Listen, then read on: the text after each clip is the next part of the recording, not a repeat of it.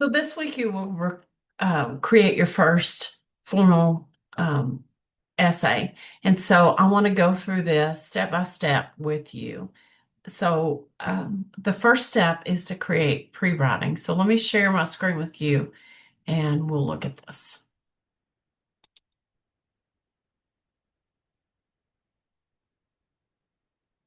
So on week 2, you have pre-writing. This is where you will turn in your assignment. This is your pre-writing assignment. So what I have found in the past is that some students have a difficult time going into the spot where the assignment will be turned in and finding all the directions and everything. So I have created a document that's easy for you to access that has all the directions, the prompt, the template, um, all of that in it. So let's go through this and let's look at the first piece in this week's assignment. So the directions are to use your pre-writing organizer to outline your argumentative essay. So the first thing you need to do is watch the video, and that's what this is, the video that's going to go over with you how to complete this worksheet.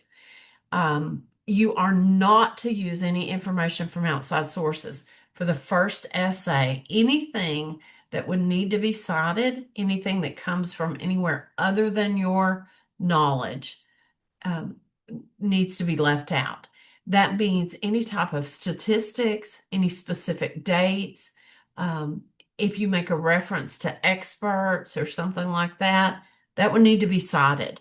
And so it's your argument. How would you personally argue this from common knowledge or from your knowledge? You're given a prompt, and there's not a take this side or take that side for the prompts. Most of your writing prompts are just umbrella prompts, and you take a position that falls under that umbrella. So let's look at the prompt for this week. Life today is drastically different from the lives of people from previous generations. Some people believe that life now is much easier and is more advantageous. Other people believe that the past was actually the good old days and that life then was so much easier. Write an essay in which you take a position on this topic. So, again, for this assignment, you're not writing the essay, you're just taking a position and planning an essay. So, you could say that life was easier in previous generations, or life is harder now than it was before. Or you could say that the advancements in technology have made life easier for people, or you could say life is easier. You could say being a teenager now is so much harder than it was um, in the mid 20th century, so 1940s and 50s. Um, it depends on you how specific you want to be. Or you could say it's harder now to be a teenager than it was when your grandparents were young, or it's easier to do life now than it was when your grandparents were young. So it's really up to you. And this is what makes it arguable, is you can take a position that it's harder now, and somebody else could take a position that it's easier now. Um, what prompted this was the idea, and I saw a prompt that said that um, people in previous generations were smarter. So even if you address knowledge a little bit, but look at more at what's easier or harder or what life is like. Take a position on that.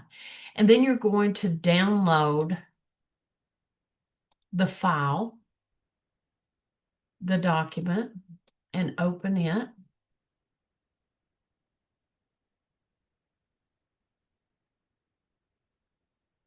Okay. So you're going to edit this with your information. So this is a really great document. It's a great graphic organizer to help you plan your essay.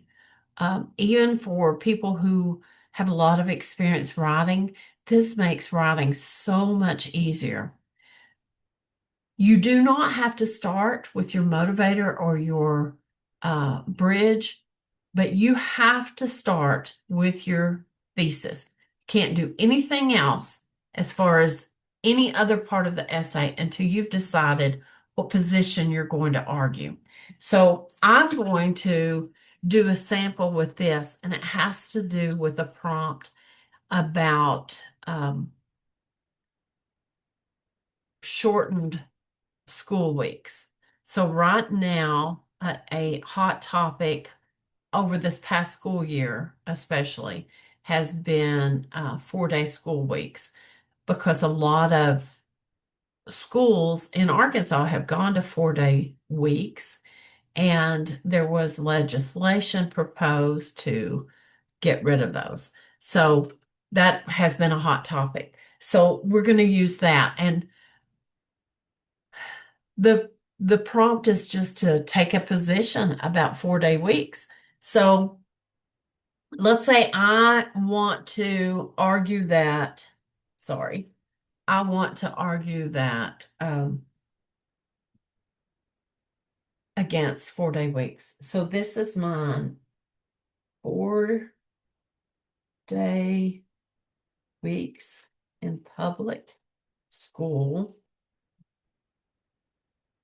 If I can spell, schools have a negative impact.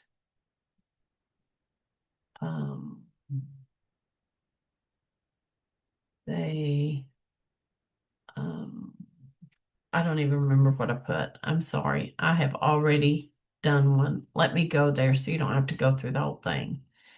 So this is my thesis statement, that they make it more difficult for families, for students, and for teachers. So I'm going to move that over. That's my thesis statement. And then my blueprint is who or what, why. So I have to come up with 3 things. Who does it make it more difficult for, or who does it have a negative impact on? It negatively impacts families, students, and teachers. Uh-oh, and I put it in the wrong spot. So it has to be here in your thesis statement. The cool thing about this graphic organizer is it tells you exactly what needs to be here. Thesis statement with blueprint list for supporting reasons. Excuse me. And then we have our 3 body paragraphs. And each one starts with the topic sentence. And we know that the topic sentence needs to contain a transition, have a thesis reminder, and a blueprint item. So we're going to start with first 4-day weeks.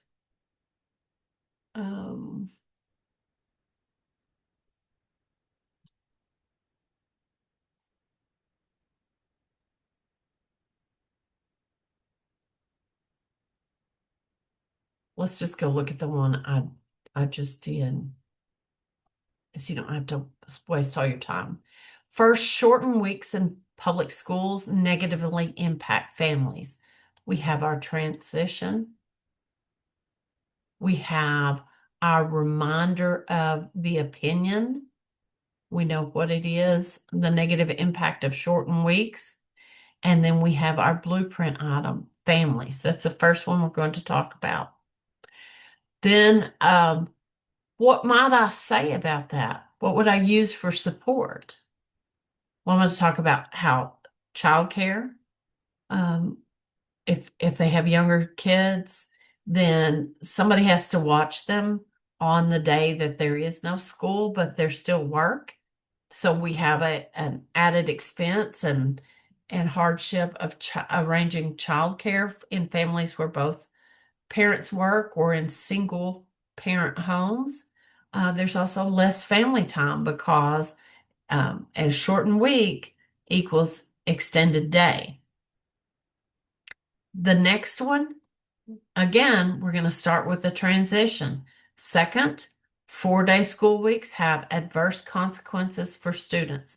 Now, I reworded this so that I wasn't repeating it the same way, but I'm going to tell you, if you repeat it, I don't care. If you say, uh, if you just copy it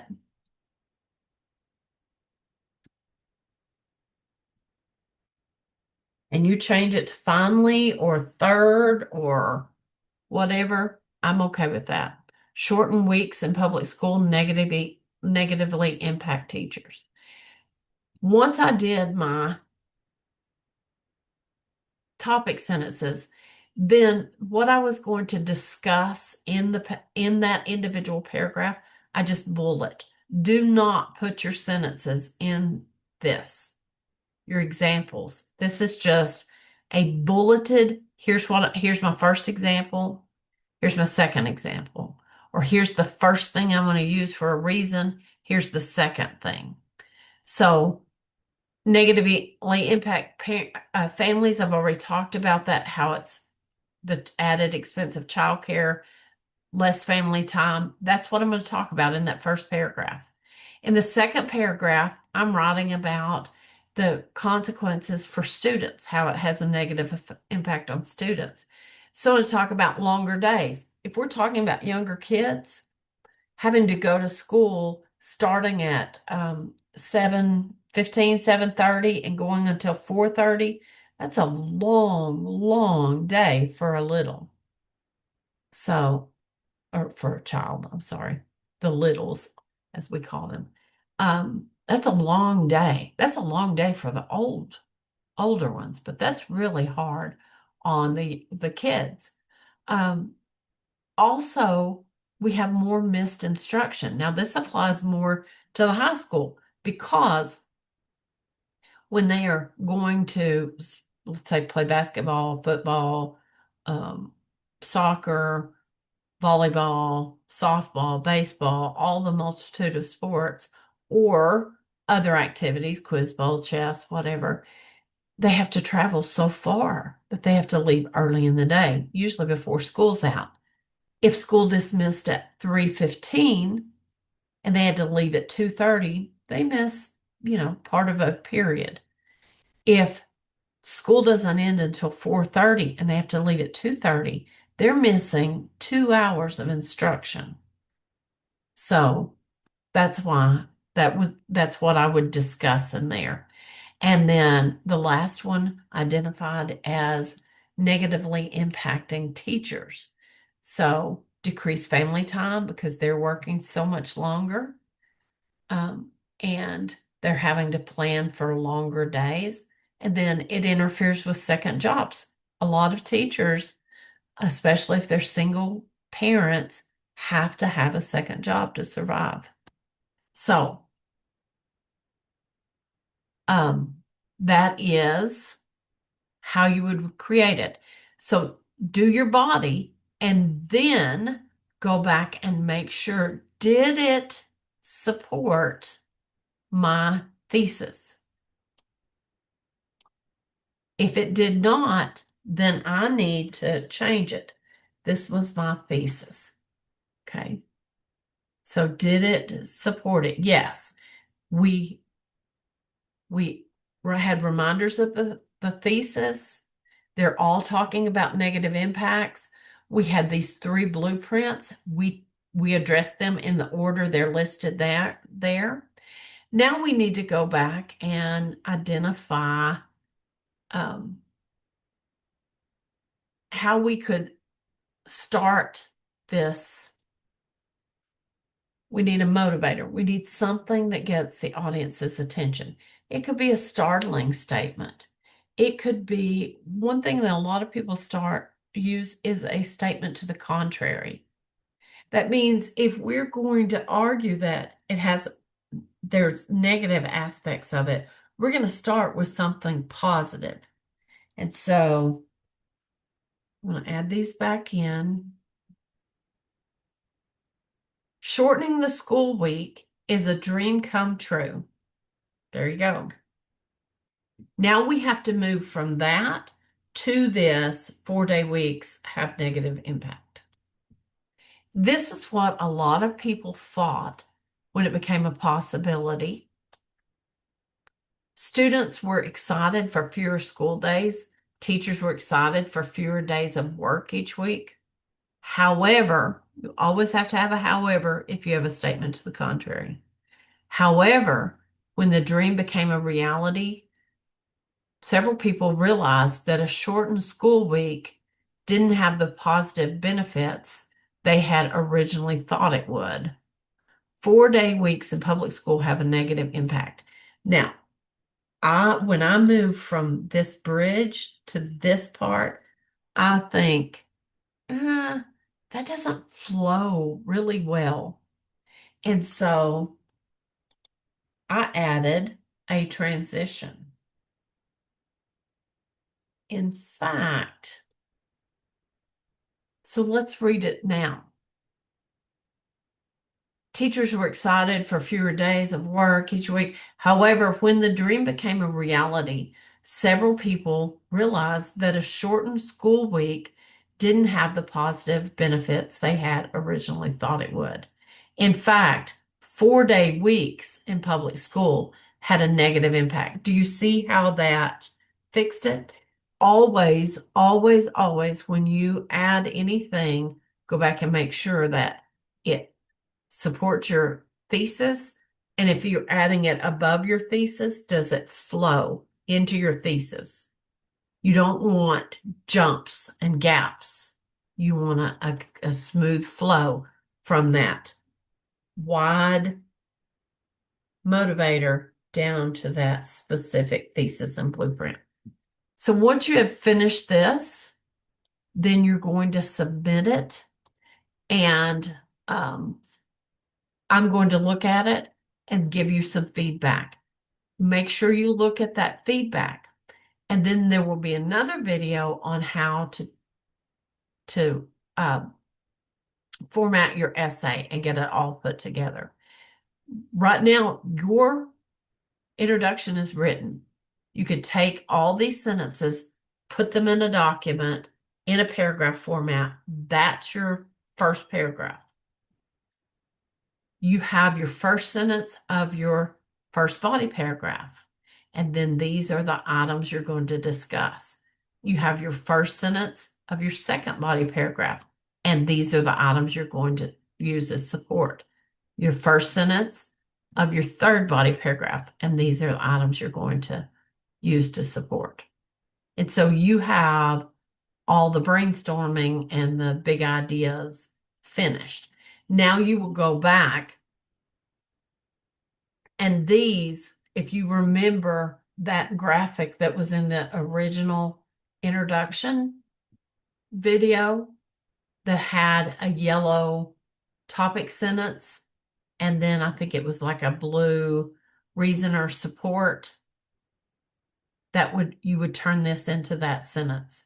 And then you would have a sentence or two or three that explained how childcare was negatively impacted. Then you would have this would be the blue or whatever.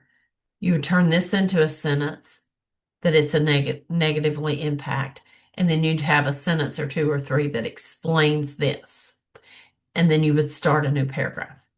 So look, complete this, and after it's finished, submit it, and then you will check your feedback and then watch the next instructional video.